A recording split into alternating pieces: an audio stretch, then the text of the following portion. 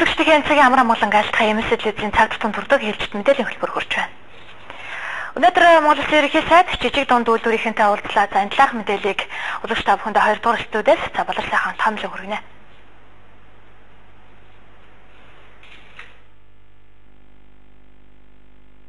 Хувьд сүүлийн өдрүүдэд хөдөлмөрийн салбар за үйлдвэрлэлийн салбарын үйл ажиллагаараа танилцж байгаа гэдэг хэлхэн зүйтэй. За тэрээр өнөөдөр Монголд үйлдвэрлэж байгаа джинсний үйлдвэртэй танилцсан. За монголчууд бидний хувьд бол джинсээ 100% гадаадаас худалдаж авч өмсч өмсдөг. За тэгвэл Монголын хувьд бол дотооддоо джинсний үйлдвэрлэлийг үйлдвэрлэж эхэлсэн нэг компани тэрээр өнөөдөр үйл ажиллагаатай танилцлаа. За энэ компани бол Урбан гэдэг брендийн Монгол джинсийг үйлдвэрлэж байгаа юм байна. За энэ компани одоо бол нэг өдөрт 500 хүнд оёх хүчин чадалтай. Харин одоо хүчин чадлынхаа дөнгөж нэг 10% буюу өдөрт 50 хүнд одоо үйлдвэрлэж байгаа гэдэг мэдээлэл өгч байна. За үйлдвэр нэгдэд үндсэндээ 2 сар болсон.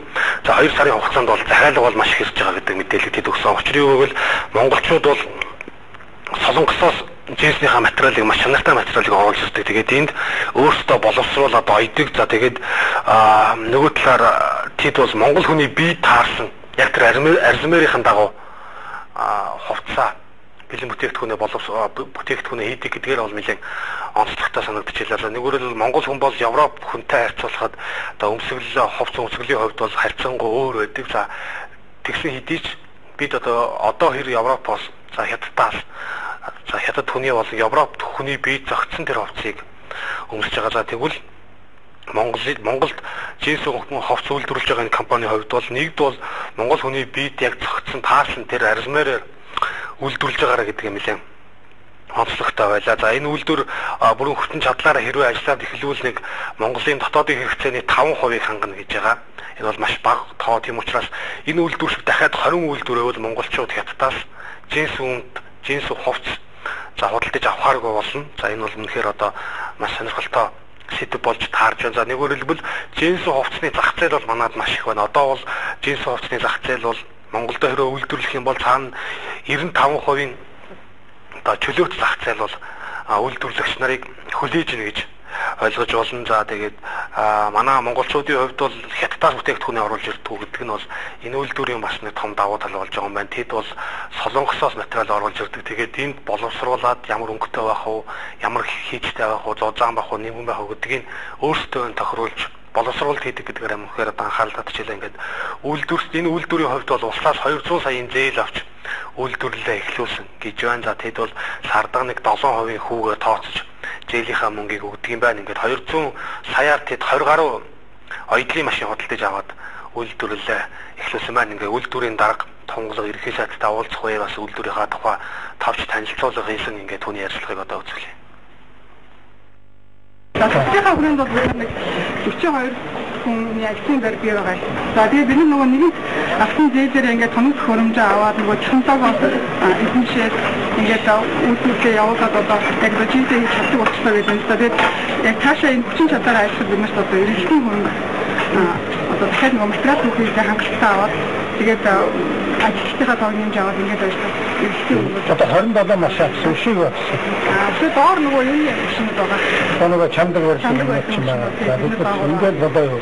Ингээд болж байгаа. Тэгээд яг энэ үйлдвэрийн байраа бид нар олсон гоо яг үйлдвэрийн зориулалтаа ашиглах юм бол асуулсан. Тэгээд үйлдвэрийн уурдсан төрөөсөн байр уу? Энэ төрөөсөн байр. Ерөнхийдөө мэдэн агуулсан. Одоо тэрээс танаа энэ ойж байгаа джинс чи хүмүүс мэддэг болчихно. Ерөнхийдөө орбан джинс мэддэг болчихно. Манай за сүүлийн 2 сар бид нар нөгөө яг ингээд яг чанартай джинсээ гаргаад хэлж байгаа. Тэгээд хүмүүс ирсүүлж байгаа өөрөө хийдэж байгаа. Тэгээд цаашаа бид нар бас нэг 2-3 удаа интернет дээр телевизээр нөлөөлж явуулсан. Тэгээ монголчууд бол хэцүү мэддэг болсон. Хятадын джинс авч ирсэн Монголынхаа юм дэмжигээр айгуу коммент энэ айгуу сайн өгсөн. Бид нар бас техникийнхаа дээжээс Японы улсад их хүмүүстэй гаргасан. Тэгээд тэднээс бол таалагдсан. Шведийн Урбриг гэдэг бидний төлөөлөгч одоо бидний бараа харилцаа одоо нэг судалж байгаа тэр хүмүүс манайхаас хэлж аваад явсан. За компани хамт олон үзэж та бүхэн ярианаас сонслоо. Оросын албаны улс бол Швед рүү бүтээгдэхүүнээ гаргаж утсан гэж байна. Тэгээд Оросын албаны улс Швед рүү гаргахад бол маш том одоо төлөвлөгөөг тэдэнд санал болгосон гэж байгаа. Нэгүрэл бол одоо Монголын жинсэн бүтээгдэхүүн бол одоо Европын зах зээлд гологдохоор борлуулагдах боломжтой юм байна гэдгийг бол гадны зах зээлээс мэдэгдэж байгаа. За тэгээд Монголд үйлдвэрлэж байгаа энэ жинсэн хувцсны хувьд бол одоохондоо төдийлөн олонний одоо анхаарлын төвд орж чадаагүй. Нэгүрэл бол олонний танил болоогүй юм брэнд гэж ойлгож болно. За энэ компани удирдлагуудын хэлж байгаагаар бол тэд одоо үйлдвэрлэлээ сайжруулах хувьд одоо эргэлтийн хөрөнгө бол хэрэгтэй болж байгаа гэдэг мэдээллийг өгсөн. За тэдэнд бол одоо асар том зах зээл болон маш сайн бизнес төлөвлөгөө байна. Харин тэр бизнес төлөвлөгөөг амьдрал дээр одоо хэрэгжүүлээд олон монгол хүнийг ажилтаа болгоод монгол брендийг бий болгохын тулд тэдэнд яа харахгүй одоо эргэлтийн хөрөнгө хэрэгтэй байгаа гэдэг энэ бэрхшээлийг хэлж байсан. Олон одоо жижиг үйлдвэрүүдэд энэ яг эднийхтэй адилхан энэ бэрхшээл тулгардаг. Тийм учраас ерөнхий сайд одоо ямар одоо боломж байгаа гэдэг дээр багахан хэмжээний тайлбар өгсөн. Ингээ ерөнхий сайдын ярьслыг хөргөж нэрээ үзэж та үйлдвэрлэл эрхлэхээр зорж байгаа бол ямар зээл авах боломжтой байдаг вэ гэдэг дээр бол ерөнхий сайд өөрийнхөө тайлбарыг хийсэн. Тэгэхээр ингээд жижиг дундын зээлийг авчаад хөдөлмөр эрхлэлтийг дэмжих сан гэж байгаа. Тэр сангаас юу хөөхөөр ингээ эргэн хүнд бол нэг 5 сая хүртэлх зээл, аж ахуй нэгдүгээр нэг 10 орчим сая зээл өгөх боломжтой. За өшөө юу байгаа гэхээр сумыг хөгжүүлэх сан гэж байгаа. Одоо нэг суманд бол жилдээ 50 сая төгрөг нэлж байгаа. Одоо нэг сумаар 150 тэр бол ямар зээл өгөх сумын хөгжүүлэх сангаас манай иргэд авах. Тэр бол хамгийн одоо Монголд өнөөдөр байгаа хамгийн хямдхан зээл бол сумын хөгжлийн сангийн зээл. Тэр бол жилдээ 3 хүртэл хөөцөө. Одоо жилийн 3% гэдэг бол үндсэндээ хөв өгсөг. Одоо шиний зээл чинь 7%. Жижиг дундын зээл бол 7% байхгүй, жилийн 7%. А гэдэг жилийн сумын хол 3 хүртэл шүү дээ. 3 байх уу, 2 байх уу, 1 байх уу гэдэг сумын хурал шийдэлтэй. Тэгэхээр ийм боломжуудыг бид иргэдэд олгож байгаа юм байна. Одоо бас зүгээр юу гэдгийг тэр бид нар нөгөө хөдөлмөр зуучлалын газар очихдаг иргэд маань гэртээ суугаад байх юм байхгүй, гараад яваад бүртгүүл ажил төрөнд ор гэсэн. За ингээд ажил төрөнд орж болохгүй юм байна. За би ер нь ингээд мэрэгжлийн эзэмшигч хэцүү байна. За би хуваарь бизнес хийгээд одоо би тонголог шиг ингээд сэтгээд ажиллавал тэгвэл тэгэл босоо гэж бодож байгаа. А тэр байтугай одоо манай иргэд юу гэж гомд зарим нь юу гэж хэлдэг вэ гэхээр тэр зээл чи надад олддоггүй юм. Бас тийм юм. Тэгэхээр яагаад тэгдэг вэ гэхээр хоёр шалтгаантай. Нэг нь бол нөгөө юуны хөрөнгө байхгүй, барьцаа хөрөнгө байхгүйгээс болоод тэгэхээр одоо сая ямар хууль баталсан гэхээр зээлийн батлан даалтай хуулийг баталсан. За өдөр та бүхэн сая ерөнхий сайдын ярианаас сонслоо. Ялангуяа сумдад хөдөө орон нутагт бизнес эрхлүүл зээлийн хүү бол маш бага байдаг гэдэг нь манай улсын хувьд бол маш том давуу тал болж байгаа.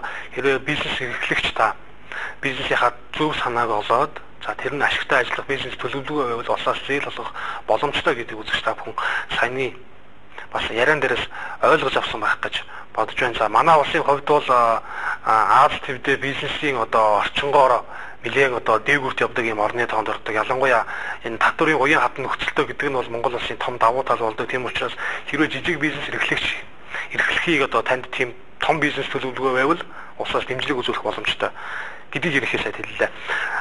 Энэ үйлдвэрийн тухайд та бүхэн би түрүүн хэлсэн дөнгөж байгуулагдаад 2 сар болж байгаа гэж.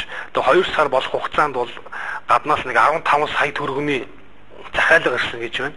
Тийм учраас цаашдаа энэ үйлдвэрлэл хэрвээ өргөжөөд ирэх юм бол захиалга бол тасрахгүй гэдгийг бол олон хүн хэлж байгаа. Ялангуяа эдэлчтэй нь уулзахад бол өдөрт бид бол маш их ачаалттай ажилтдаг гэдгийг хэлсэн. Нөгөө талаар эднийх бол 200 саяар зээл аваад тэр зээлээрээ одоо сүүлийн үед ашиглаж байгаа том одоо бүрэн одоо хүчин чадлаараа ажиллаж чаддаг том технологи бүхий техник технологи бүхий оёдлын машиныг оруулжснараа одоо ажлын одоо нөхцөл бол илүү сайжирч байгаа гэдгийг оёдлчид хэлж байгаа юм. Нэгүрэл бол энд бол за гаднаас хятадаас оруулж ирдэг жинснээс хавьгүй илүү жинсийг бол Монголд үйлдвэрлэж болдог юм байна гэдэг тэр жишээ гаргаж байгаа. Энэ одоо манай улсын хувьд үзэж та бүхэн танилцуулахад жижиг дунд үйлдвэрлэлийн салбарыг одоо хөл дээр нь босгохын тулд Монгол улсад 500 тэрбум төгрөг хэрэгтэй гэсэн судалгаа байдаг. За энэ 500 тэрбум төгрөг гэдэг бол за Монгол улсад жижиг дунд үйлдвэрлэлийг хөгжүүлээд за ажлын байрыг нэмэгдүүлэх тулд одоо хийх хөрөнгө оруулалтын хэмжээ бол 500 тэрбум төгрөг болчиход байгаа юм байна. За энэ удаад бол эхний ээлжинд бол бид бол бондоор босгосон мөнгөөр энэ жижиг дунд үйлдвэрлэлийн салбарт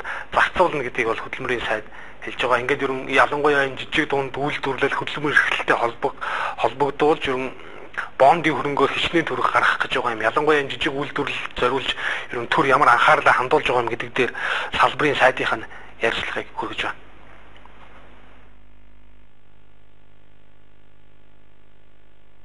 Эхний ээлжинд нэг одоо 300-аас 350 тэрбум төгрөгийг энэ жилдээ жижигхэн үйлдвэрлэлийн зээлэнд оруулах чиглэлээр бол эдийн засгийн хөгжлийн яам Монгол Улсын засгийн газар санал оруулж байж байна. Энэний тодорхой хэсгэнүүд хөгжлийн банкаас тодорхой хэсгэнүүд Чингис бондоос одоо гарах хэрэгтэй гэж ингэж ойлгож байгаа. Барилга, зам энэ төр бол мэдээж хэрэг хүний нийгмийн асуудал, хөгжил дэвшлийн одоо дэвшилт хүрэхэд хэрэгцээтэй чухал асуудал хэдий ч эргээд энэ бонд бол бас буцаа төлөгдөх мөнгө. Тийм учраас энийг найдвартай үндэсний одоо ажлын байрыг бий болгож байгаа жижигхэн үйлдвэрлэлүүдэд тодорхой хэсгийн зарцуулсан нь бол талаараа ажлын байр бий болох үйлдвэрлэл баялаг бүтээх буцаад энэ бонд жийзэнэнд төлөгдөхөд хамгийн найдвартай одоо зээлдэгч нь жижигхэн үйлдвэрлэлийн зээлдэгч байдаг. Одоо өнгөрсөн хугацааны зээлүүдийг ингээд бид нар аваад тооцоод үзэхэд бол жижигхэн үйлдвэрлэлээр олгосон зээл бол 98% одоо эргэн төлөлттэй байгаагаар бол энэ чиглэлийн бизнесийг явуулах энэ чиглэлд тодорхой хэмжээний хөрөнгийг Монголын төр гаргах шаардлагатай илтгэж байгаа нэг том үзүүлэлт. За энэ үзэгч та бүхэнд сая салбарын сайдын ярианаас сонслоо мэдээж Монголд үйлдвэрлэл хэрэгтэй юу гэдэг дээр бол үгүй гэж хэлэх хүн бол олдох байх. Монголд бол үйлдвэрлэл юу юунаас илүү хэрэгтэй. Ялангуяа монголчууд алийн болгон урд хөршөөс хараат байх уу? Ингээхийн тулд өөрсдөө үйлдвэрлэлэг байх хэрэгтэй. За үйлдвэр бол мэдээж одоо байгаль орчинд халгүй юм үйлдвэр байх хэрэгтэй. Гэхээр бол олон судлаачид элдийг харамсалтай өнөөдрийн уулзалтын үеэр бол байгаль орчинд халгүй үйлдвэрлэлийн тухай хараахан хөндөгдсөнгөө. За эдгээр үйлдвэрүүд бол бүтээгдэхүүнээ химийн адаа аргаар боловсруулж боловсруулсан тэр бохир усаа бол харьгаа цэвэрлэх байгууламж руу явуулдаг. Харьгаа цэвэрлэх байгууламж одоогоор бол химийн цэвэрлэгээ хийх боломжгүй байгаа. За үүнээс үүдэж бол бохир усыг төв цэвэрлэх байгууламж руу явуулж байгаа. Төв цэвэрлэх байгууламж бол химийн цэвэрлэгээ хийх боломжгүй юм цэвэрлэх байгууламж. Тийм учраас туулгал бохирдох маш том үндэс болчиход байгаа гэдгийг бол энэ олон боловсруулах үйлдвэрүүд гаргадаг. Тийм учраас Монгол улсад бол үйлдвэрлэл хэрэгтэй юу? Хэрэгтэй. Харин үйлдвэрүүд хэрхэн байгаль орчинд одоо сөрөг нөлөөгүй чиглэлээр ажиллах вэ гэдэгт энэ том гаргалгааг гаргах асуудал бол зайлшгүй том хөндөрсөдүүдийн нэг болохоор маань ингээд хамт байсан үзэж саахунд баярлалаа.